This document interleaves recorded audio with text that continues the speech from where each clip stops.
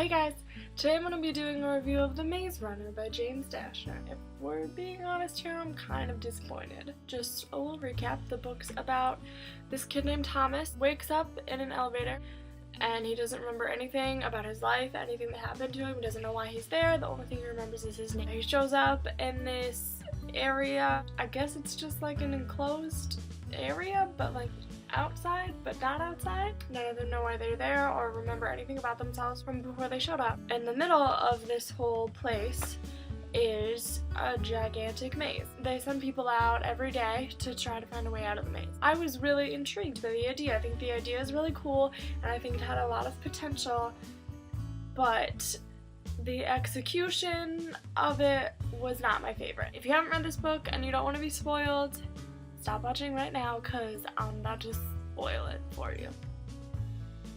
The biggest issue that I had with this book was the writing style. It was really repetitive. I felt like Thomas was always just saying the same stuff just over and over again. When Teresa shows up, he's talking about how, you know, he feels so connected to her and he doesn't know why and it's weird, and all this time passes in the book between when he actually like meets and talks to Teresa and the time that he's all just confused about her, and he just says the same things about her. Oh, blah blah blah, I feel so connected to this girl.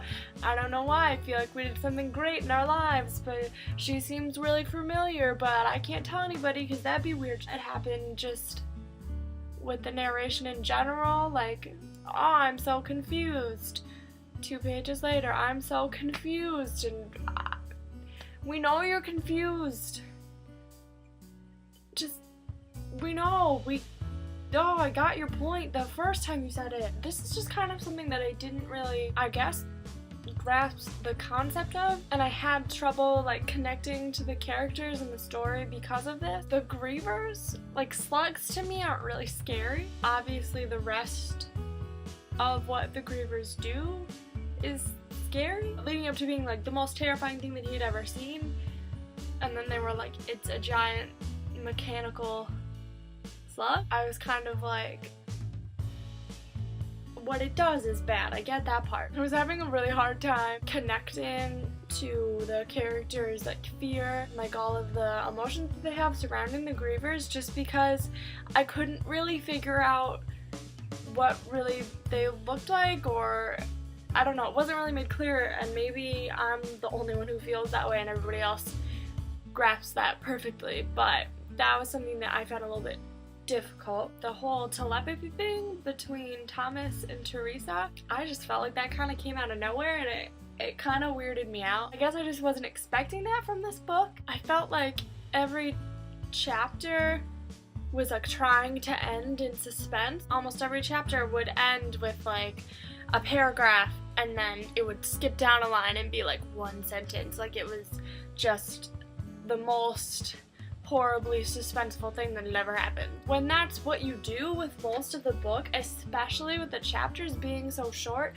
it kind of just, it doesn't really do anything for me after a while, because I'm like, listen, I'm not surprised again because you just surprised me like 2 pages ago. It felt very formulaic to me, and I don't think it worked, because where they ended the chapters like that, a lot of the things that were gonna happen, like you already knew, you could already figure out, like you knew that a griever was coming. Just kind of got irritated by the constant like, and then this happened, next chapter, and then this happened. This is like a small thing. Who writes an epilogue for the first book in a series?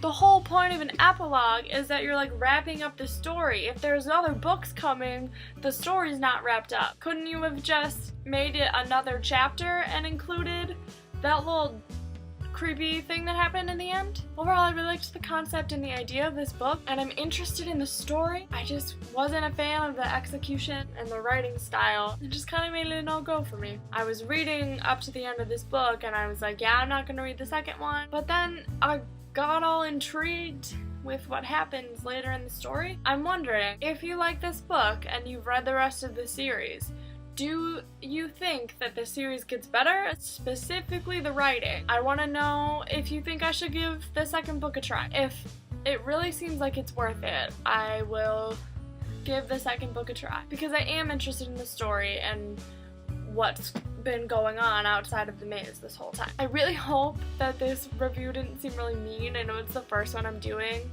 but I want to be honest about whether or not I like books. Sometimes it's a little out of control because I'm really passionate about my books. Please tell me your thoughts about this book. Tell me why you liked it, tell me why you didn't like it. Let me know if the rest of the series is any better. Please and thank you. So I will see you guys next week. Bye! Here's an example of something that I couldn't stand. When it said, "It wasn't cold, but Thomas shivered." Twice. 2 times it said that. 2 times. Because he's got to repeat himself.